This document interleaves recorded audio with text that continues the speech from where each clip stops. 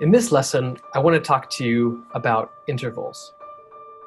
An interval is how we measure the distance between two notes or two pitches. We can measure an interval on the piano, or we can measure an interval on the staff. Now, the first interval, or the first thing we need to know about intervals, is it's between two notes. So typically, if we see more than two notes, we don't want to concern ourselves with that right now, but an interval is going to be between two notes. So if our two notes happen to be the same C, we're going to call that a unison. Now, if our two notes of an interval are between a C and a D, we're going to call that a second, because in intervals, we always count the first note as one, and we count the second note and all the notes in between, diatonically speaking, as subsequent notes. So if from C to a D, we would count that as 2 because that would be within the diatonic scale. So don't get confused about the chromatic scale, because we're not going to count C as 1 and then C sharp as 2 and then D as 3, which sometimes throws people off. But we want to look at the intervals in the context of a scale.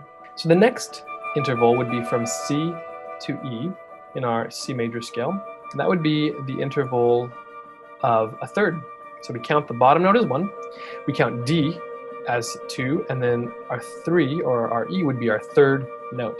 Now from C to F would be a fourth, from C to G would be our fifth, from our C to A would be our sixth, and from our C to B would be our seventh.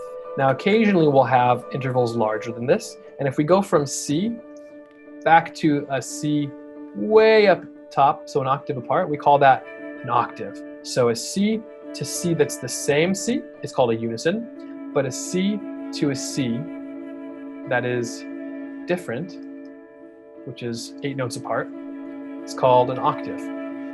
Now notes above the octave are folded within the octave. So from a C to this D, we just look at the C to a D and we say, okay, that's a second. And from, let's say, this C to this E would be a third, and so on and so forth. Now in some systems, like the jazz system, we call those ninths or 11ths or 13ths, because if you count from the very bottom and you count up 9 notes, 1, 2, 3, 4, 5, 6, 7, 8, 9, from C to a D, you would get a ninth. But in most classical systems, we just fold them within the octave to make it easier. So any C to any D is going to be a second. Typically, it's easier to count from the bottom to the top, but you can also figure out intervals from the top counting down. So if we were to take a C from the very top and count down, we would get very similar intervals. So we wouldn't say that a high C down to a B is a seventh, even though counting from the bottom to the top, we'd get a seventh. In fact, from this C counting down, we would still get a second. And from this top C counting down to the A, we would get a third. And from the C to the G, we would get a fourth, and so on and so forth.